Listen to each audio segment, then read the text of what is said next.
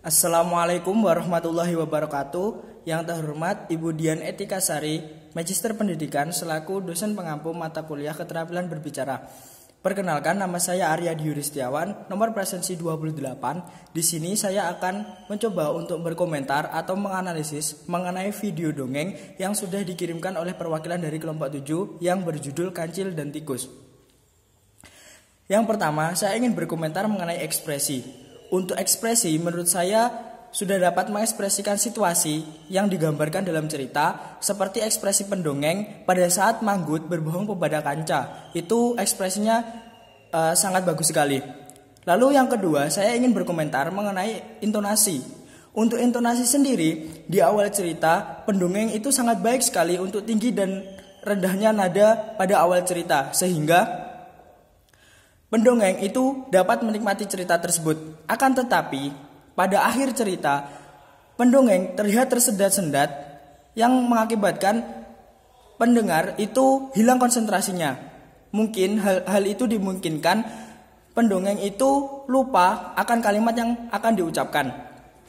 Yang ketiga, saya ingin berkomentar mengenai vokal.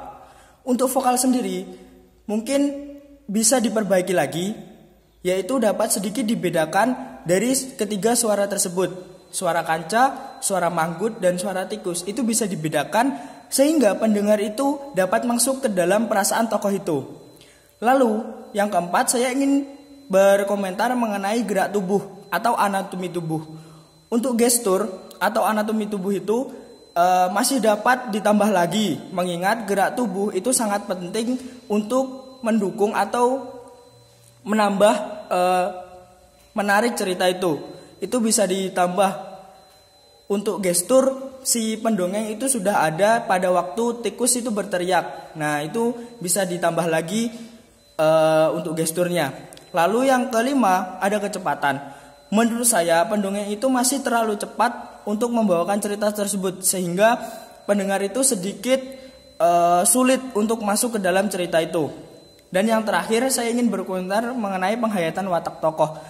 Menurut saya, untuk penghayatan pendongeng itu sudah sangat bagus sekali.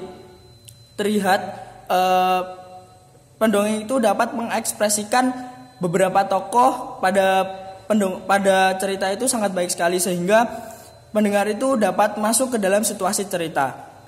Nah, yang terakhir, saya mengambil hikmah dari dongeng Kancil dan Tikus ini, yaitu jangan suka memfitnah dan juga jangan mengambil barang yang belum tentu itu milik kamu gitu.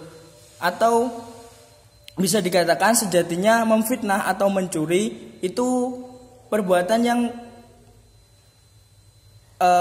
yang tercela atau perbuatan yang tidak disukai oleh Allah Subhanahu wa taala. Lalu berusahalah berkata jujur kepada siapapun,